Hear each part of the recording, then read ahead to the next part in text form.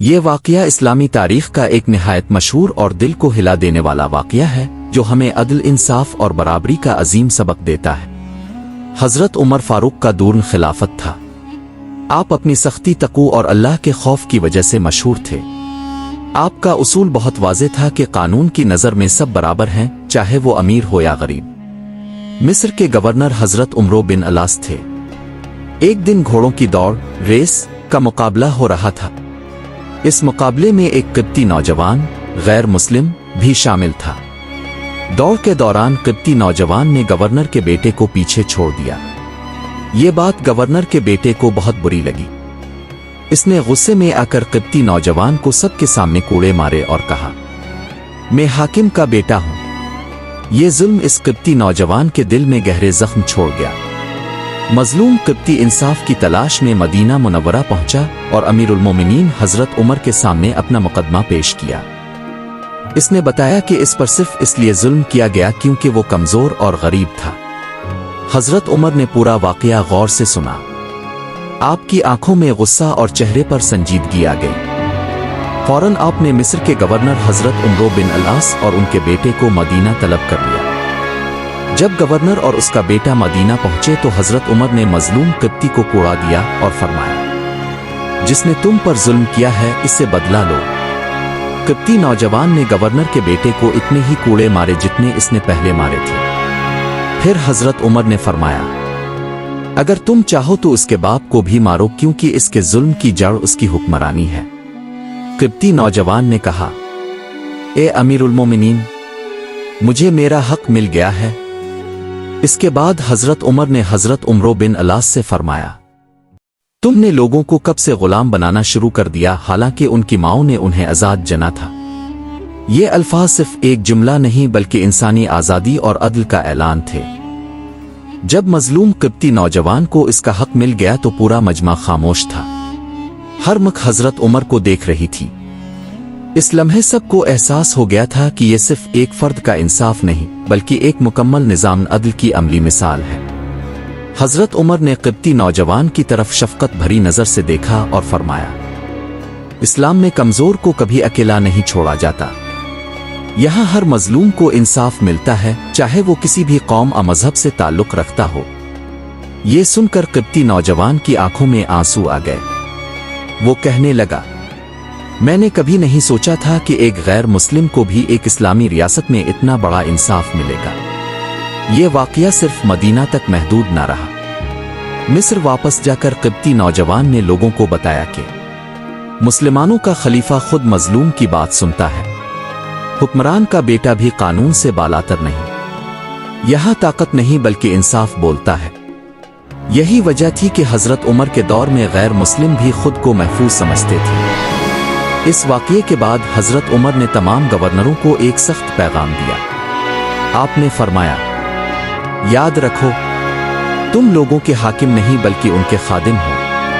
اگر تم میں سے کوئی ظلم کرے گا تو عمر اس کا حساب لے گا۔ یہ الفاظ سن کر ہر گورنر کانپ اٹھا کیونکہ وہ جانتے تھے کہ حضرت عمر اپنے وعدے میں سچے ہیں۔ حضرت عمر صرف دربار میں انصاف نہیں کرتے تھے بلکہ راتوں کو مدینہ کی گلیوں میں گشت بھی کرتے تھے۔ وہ دیکھتے تھے کہ کوئی بھوکا تو نہیں، کوئی مظلوم تو نہیں، کوئی فریاد تو نہیں کر رہا، کیونکہ آپ کا ایمان تھا کہ قیامت کے دن ہر رعایا کے بارے میں سوال ہوگا۔ حضرت عمر اکثر فرمایا کرتے تھے، اگر فرات کے کنارے ایک کتا بھی بھوکا مر گیا تو مجھے ڈر ہے کہ ان سے سوال ہوگا۔ یہی اللہ کا خوف تھا جس نے حضرت عمر کو تاریخ کا سب سے عادل حکمران بنا دیا۔ جب یہ واقعہ ختم ہوا تو لوگ صرف انصاف دیکھ کر ہی حیران نہیں تھے بلکہ اس بات پر بھی سوچ میں پڑ گئے تھے کہ ایسا حکمران آخر کیسے بن سکتا ہے۔ حضرت عمر کے نزدیک حکومت کوئی اعزاز نہیں تھی بلکہ ایک بہت بڑی ذمہ داری تھی۔ آپ اکثر فرمایا کرتے تھے، خلافت میرے لیے تاج نہیں بوجھ ہے۔ یہی وجہ تھی کہ آپ اپنے آپ کو ہمیشہ عام مسلمانوں کے برابر رکھتے تھے۔ ایک دن بیت المال میں مال آیا۔ لوگوں نے مشورہ دیا، اے امیر المومنین، اب بھی اپنے لیے اچھے کپڑے اور آرام کا سامان رکھ لیں۔ حضرت عمر نے جواب دیا، کیا میں اپنے لیے آسانی چن لوں اور امت کو مشکل میں چھوڑ دوں؟ आपके कपड़ों पर अक्सर पैबंद लगे होते थे, मगर अदल ऐसा था कि कैसर और कसर भी कांपते थे। एक रात हजरत उमर मदीना की गलियों में गश्त कर रहे थे। अचानक एक घर से बच्चों के रोने की आवाज आई। आप रुक गए। आपने एक औरत को देखा जो हांडी में पानी और पत्थर डालकर चूल्हा जलाए बैठी थी, ताकि बच्ची ये समझी कि खाना पक रहा है। हजरत उमर ने पूछा, बच्चों के रोने की वजह क्या है? औरत बोली, भूख की वजह से, और उमर उसका जिम्मेदार है। ये सुनकर हजरत उमर कांप गए, आंखों में आंसू आ गए और फौरन बैतुल माल गए। हजरत उमर खुद आटे की बोरी और घी उठाकर लाए। साथ चलने वाले ने कहा, ए अमीरुल मोमिनीन, मैं उठा लेता हूं। आपने फरमाया, क़यामत के दिन मेरा बोझ भी तुम उठाओगे। फिर आपने खुद खाना पकाया, बच्चों को अपने हाथ से खिलाया और तब तक न गए जब तक बच्चों के चेहरों पर मुस्कुराहट न आ गई। हजरत उमर फरमाया करते थे, मेरी कामयाबी ये नहीं कि मैं हुक्मरान हूं, मेरी कामयाबी ये है कि कोई मजलूम मेरे दौर में फरियाद ना करे। यही सोच थी जिसने उनके दौर को अदल फारूकी बना दिया। हजरत उमर के दौर में गैर मुस्लिम भी महफूज थे। उनके इबादत खाने, जान व माल सब महफूज थे। आपने वाज़े हुक्म दिया था, जो गैर मुस्लिम पर जुल्म करेगा वो उम्र को जवाब देगा। इसी अदल ने दिल जीते तलवार है। हजरत उमर अक्सर रात को रोते हुए दुआ करते, ए अल्लाह, अगर उमर से कोई कोताही हो गई हो तो मुझे मुआफ फरमा। मैं कमजोर हूं मगर तेरा हिसाब बहुत सख्त है। ये खौफ ही असल ताकत था। हजरत उमर फारूक का आखिरी जमाना था। आपकी दाढ़ी में सफेदी आ चुकी थी, जिस्म कमजोर हो गया था, मगर दिल में अल्लाह का खौफ पहले से ज्यादा था। आप अक्सर दुआ किया करते थे, ए अल्लाह, मुझे मदीना में शहादत अता फरमा, और वो भी तेरे रसूल के शहर में। ये दुआ सुनने में अजीब लगती थी क्योंकि मदीना तो अमन का शहर था, मगर अल्लाह अपने बंदे की दुआ रद्द नहीं करता। ये 17 हिजरी की एक सर्द सुबह थी। फजर का वक्त हुआ। मस्जिद नबवी नमाजियों से भर चुकी थी। हजरत उमर हस्ब मामूल इमामत के लिए आगे बढ़े। सफ़े दुरुस्त करवाईं और नमाज शुरू करवाई। इसी मजमा में एक शख्स मौजूद था, अबू लाला फिरोज, एक मजूस गुलाम, जिसके दिल में जहर भरा हुआ था। जैसे ही हजरत उमर ने नमाज में सजदा किया, अचानक अबू लाला ने 2 धारी जहरीला खंजर निकाला और पीछे से हजरत उमर पर पेदर पे वार कर दिए। हजरत उमर जमीन पर गिर गए। मस्जिद में चीखो पुकार मच गई। हमला आवर ने भागने की कोशिश में कई और लोगों को भी जख्मी किया और आखिरकार खुदकुशी कर ली। खून में लथपथ होने के बावजूद हजरत उमर की जुबान पर पहला सवाल यह था, क्या नमाज मुकम्मल हो गई? लोगों ने अर्ज किया, जी अमीरुल मोमिनीन, नमाज मुकम्मल करवा दी गई है। ये सुनकर आपने अल्लाह का शुक्र अदा किया।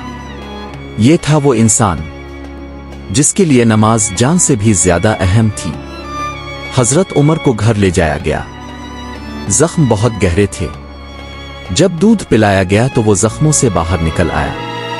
लोग समझ गए कि अब वक्त करीब है। हजरत उमर मुसलसल रोते और कहते, काश मेरी मां ने मुझे जना ही ना होता, अगर अल्लाह ने मुझे मुआफ ना किया। ये वो इंसान था जिसके अदल से कैसर और कसर कांपते थे, मगर वो अपने अंजाम से डर रहा था। हजरत उमर ने अपने बाद खिलाफत के लिए 6 अजीम सहाबा पर मुश्तमिल शूरा कायम की। हजरत अली, हजरत उस्मान, हजरत अब्दुर्रहमान बिन वुफ, हजरत साद बिन इब्बी वकास, हजरत जुबैर बिन अलवाम, हजरत तलहा। फरमाया, मेरी ख्वाहिश है कि खिलाफत ऐसे शख्स को मिले जो अल्लाह से सबसे ज्यादा डरता हो। हजरत उमर ने अपनी बेटी हजरत हिफ्सा से फरमाया, आशा के पास जाकर इजाजत लो कि मुझे रसूल अल्लाह और अबू बकर के पास दफन किया जाए। हजरत आशा ने इजाजत दे दी। ये सुनकर हजरत उमर रो पड़े और कहा, आज उमर कामयाब हो गया। चंद दिन बाद हजरत उमर फारूक ने शहादत पाई। मदीना यतीम हो गया। मस्जिद नबवी खामोश हो गई। عدل کا ستون گر گیا۔ لوگ کہتے تھے آج انصاف مر گیا، مگر حقیقت یہ تھی کہ انصاف تاریخ میں ہمیشہ کے لیے زندہ ہو گیا۔